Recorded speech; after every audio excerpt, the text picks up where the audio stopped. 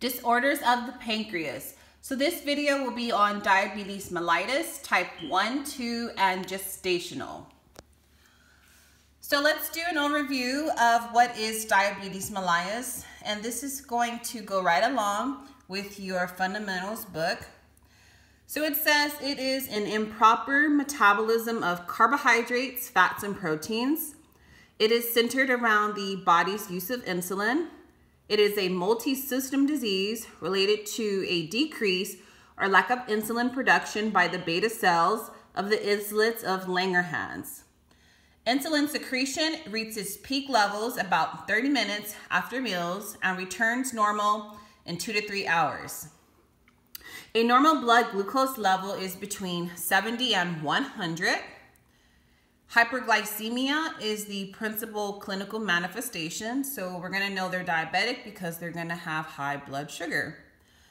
You have two main types of diabetes mellitus, which is type 1 and type 2. So both types of diabetes have unknown causes, but type 1 is generally genetic and type 2 is usually from obesity. Complications: blindness, retinopathy, renal failure, which is nephropathy. They can have an amputation of the lower extremity due to infection and decreased circulation. They're going to have neuropathy, so that's that pins and needles feeling in their fingers and in their toes. They can have a risk of injury due to loss of sensation, so falls and burns. And so you want to maintain blood glucose, which again we said is 70 to 100. And the hemoglobin A1C less than 5 to 6%, which I'll talk about later on in the video. So let's talk about type 1 diabetes. It results from the progressive destruction of beta cell function in the pancreas. So these patients are not secreting insulin. It typically affects people under 30 years old, and the patient is usually thin. Type 1, they must take regular injections of exogenous insulin. The goals for treatment are to maintain a normal blood glucose level via meds, diet, and exercise. They're going to have the 3 polys: polydipsia, polyuria, and polyphagia. So they're going to have excessive thirst, excessive urination, and excessive hunger. Type 1, they typically lose weight because the body burns fat and protein instead of glucose. And exercise is important for maintaining the glucose level. So when glucose is not available as fuel or cannot be used, the liver changes fatty acids into what's called ketone bodies. Free glucose in the bloodstream can always be used by the brain and kidney. So the ketones serve as fuel for the muscles and as an energy source for the brain. So we're going to look at some of the key terms that go along with your type 1. Like we said, ketone bodies is fuel for the muscles and an energy source for the brain when glucose is not available or cannot be used. You have hyperglycemia, which is greater amounts of glucose in the blood. So this is high blood levels of glucose. You have glycosuria. This is an abnormal amount of sugar in the urine. And if you remember from your urinary system, that all glucose is reabsorbed into the blood. So if it's showing up in your urine, that means there's a problem. Polyphagia, this is increased hunger and consumption of food. Despite increased intake, the body is unable to metabolize food and the patient loses weight. Ketoacidosis, this is acidosis accompanied by an accumulation of ketones in the blood. And this is formally known as your diabetic coma. So clinical manifestations of type 1. The hallmark symptoms of type 1 diabetes include 3 classic polys, which we've already said: polyuria, polydipsia, and polyphagia. Your assessment: they're going to have blurred vision, decreased sensation of pain and temperature in the feet, early satiety, which is a feeling of being full after eating. Males may become impotent, and gangrene of the toes is a dreaded sign. Moving on to your diagnostic test. So there are some main tests that the doctor is going to do to check and see the blood sugar. So you have what's called your fasting blood sugar or your fasting glucose. And this is after an 8-hour fast, the blood is drawn. So if it's greater than 126, it's considered abnormal. You have your hemoglobin A1C, and this tests the past 8 to 12 weeks. And this is used to determine the effectiveness of drug therapy. So if your diabetic patient is taking insulin and their A1C comes back high, that means that they need to change the type of drug therapy. So that's going to test your blood sugar from the past 3 months. You have your self-monitoring of glucose, SMBG, and that's the finger stick test when you do the AccuCheck. So that's something that they can do at home. And then also urine testing for ketonuria, which is when patient is experiencing hyperglycemia or acute illness to determine if DKA is approaching. So they're going to test their urine for ketones to see if they're going into the diabetic ketoacidosis. So medical management, education, monitoring, meal planning, and exercise are the goals. They want to maintain as near as normal blood glucose level as possible. Losing weight, especially in type 2. You want to achieve an optimal serum lipid level, so that's your cholesterol and your fat. Preventing and treating acute complications and improving overall health. So let's talk about the diet. The diet is based on ADA recommendations. That's the American Diabetic Association. And the emphasis is on the total amount of carbohydrates consumed rather than on the type.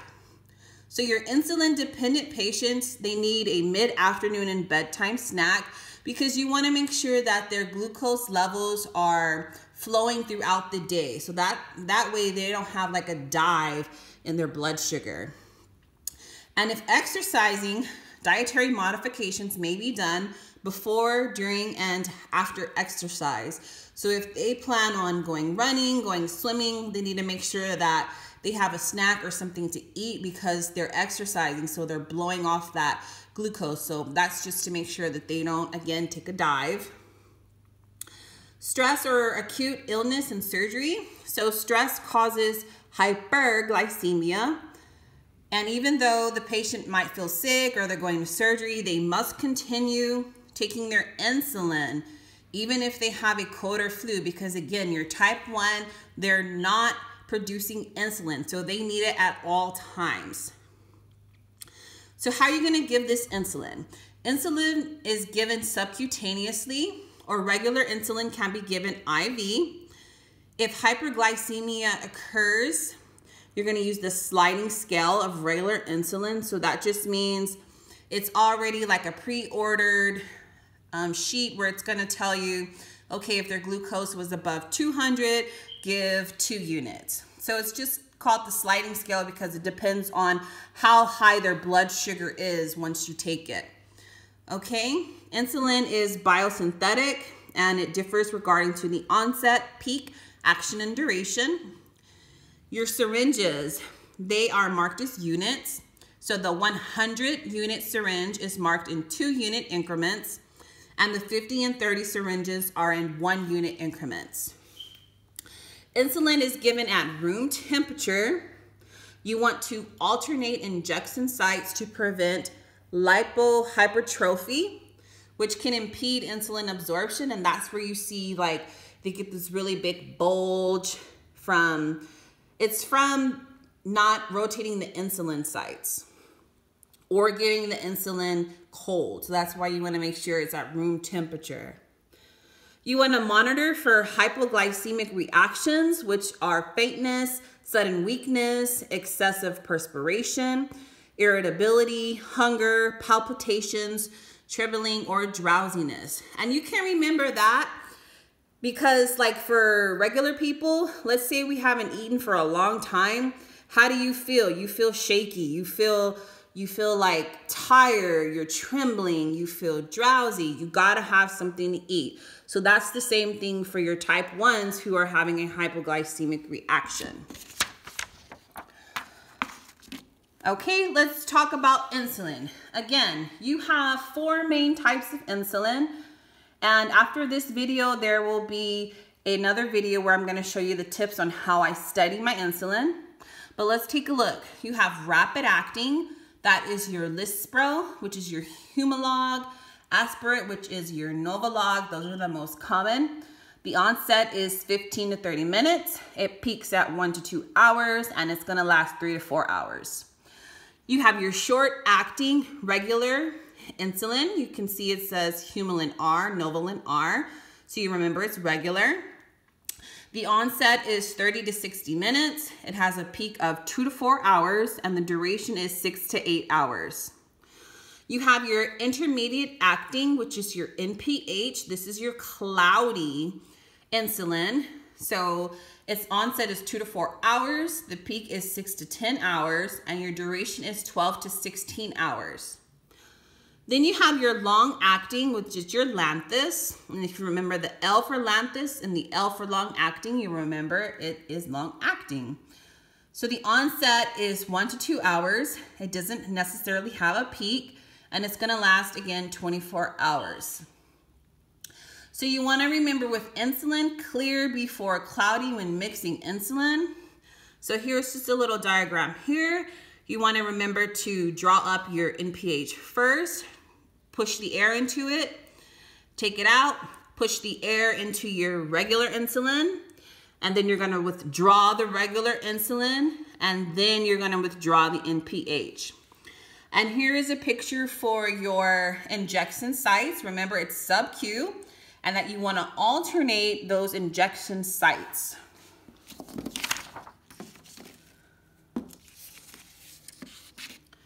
Nursing interventions. So do not withhold insulin in a patient with type 1 diabetes without consulting the healthcare provider or reviewing the written orders for hypoglycemic episodes. Good skincare is essential. Foot soaks or powders are not recommended. Remember, you have to assess the toes because a lot of the diabetics, they lose that sensation. So they might have an ulcer, they might have something going on and they can't even feel it. So you want to assess their feet. The patient should never be barefoot. They should always wear proper fitting shoes. You do not clip the toenails without a doctor's orders because, again, if we were to clip the nails and we make them bleed or something, remember, they don't heal as fast. So we don't clip nails. You want to encourage eye exams every 6 to 12 months. And you want to monitor, again, for hypoglycemic reactions during the peak of the action. So that's going to happen in this middle column here.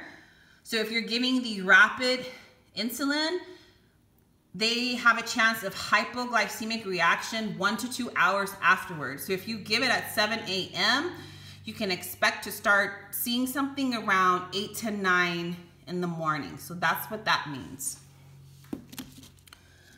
Okay, so then there are some complications. You have acute complications. You have what's called DKA. That's the diabetic ketoacidosis. This usually affects your type 1 diabetic, and the cause is inadequate insulin. The onset is usually hours to days. Their breath will be fruity, and their blood glucose can be 300 to 800. So they're going to treat that with some regular insulin. Then you have what's called the hyperglycemic hyperosmolar non-ketonic coma, which is HHNC. So this is typically in your type 2 diabetic.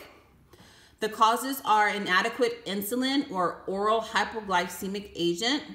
The onset is days. They may be lethargic, they may lose consciousness, and their blood glucose can reach 600 to 2,000. So this is very high. The treatment's going to be large amounts of IV fluids and regular insulin. And then you have hypoglycemic reactions. And this can happen in either type 1 or type 2 diabetics, and it's minutes to hours. So this usually happens because maybe you gave them their insulin, but they didn't receive the meal, or something happened here. So this is a quick reaction. They're going to become irritable. They're going to have tremors, diaphoresis. The blood glucose is going to be less than 50. So you want to treat it with glucose or glucagon because that's going to raise that blood sugar. And if they're conscious afterwards, you can give them milk, crackers, a hard candy, maybe 2 teaspoons of sugar, something to just help supplement their sugar. Chronic complications. So this is happening long-term. They have long-term diabetes that can lead to blindness, cardiovascular problems, and renal failure. Diabetic retinopathy, remember that's happening in the eyes, that can cause glaucoma. It can lead to vision loss and blindness. Approximately 45% have to undergo peritoneal or hemodialysis. So the diabetes is affecting the kidneys. It's one of the major things that happens. They can have gangrene, neuropathy, stroke, arterial sclerosis. So they're going to have some plaque buildup in their arteries. Neurogenic bladder, which can lead to incontinence, male impotence. They have what's called gastroparesis, and they can give Reglan for that. So you want them to wear a MedAlert bracelet or necklace and carry their medical information, wallet cards at all times. So in case they do go into a reaction, we know that information. Okay, so now we're going to talk about type 2 diabetes. So remember, in type 1, they're not producing insulin. They're usually young people. It happens usually under 30 years old. They're very thin. They have like a high metabolism, so they're losing weight. So with type 2, it's a little bit different.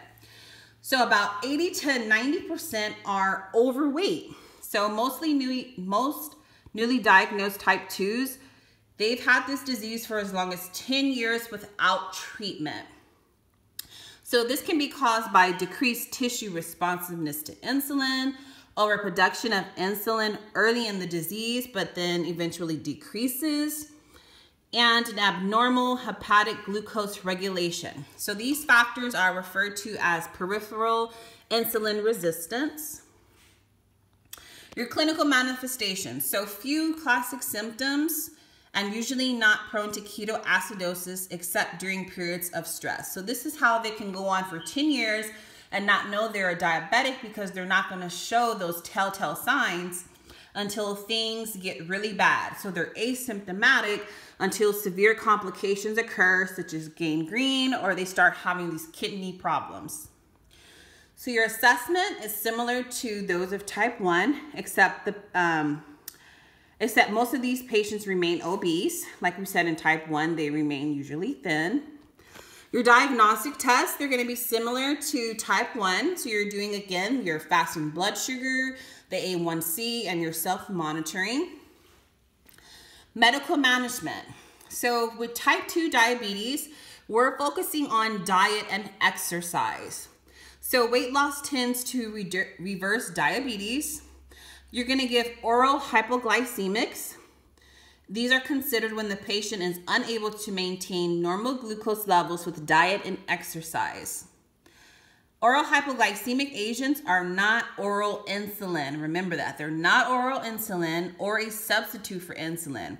The patient must have a functioning insulin production for oral hypoglycemics to be effective. Remember, they still produce insulin. They might produce little amounts versus your type 1 where they're insulin dependent. They have to take insulin. But your type 2s, you're going to focus more on that diet and exercise to help reverse the diabetes. So there are a few main types of your oral hypoglycemics. So we're just going to focus on 2 of the main ones, your sulfonylureas. So that's like glucotrol, glycinase, amyral. And these increase the sensitivity to insulin at receptor sites. Another of your most common oral hypoglycemics is metformin. It reduces hepatic glucose production and it lowers fasting glucose levels. So that about sums it up for type 2. So now we're going to move on to gestational diabetes. So the risk factors include 25 years and up for a history of diabetes. They're going to have excess weight. Complications include increased birth weight of the baby, maybe some preterm delivery with respiratory distress syndrome, and hypoglycemia in the infant after delivery. Clinical manifestations, so it's going to be consistent with type 2 diabetes. They usually assess for gestational diabetes during the last half of pregnancy, so that's going to happen at the doctor's office. And for medical management, the goal of therapy is to maintain normal glucose levels during pregnancy using insulin, diet, and exercise as deemed appropriate by the health care provider. So that sums up your disorders of the pancreas. Diabetes, we talked about type 1, type 2, and gestational diabetes. Go ahead and click on the next video that says tips to remember insulin, and you're going to find out ways that you can start remembering your insulin. Again, thank you for watching. This is Nurse E channel. Give me a thumbs up or a comment if you found this video informative, and thanks for watching.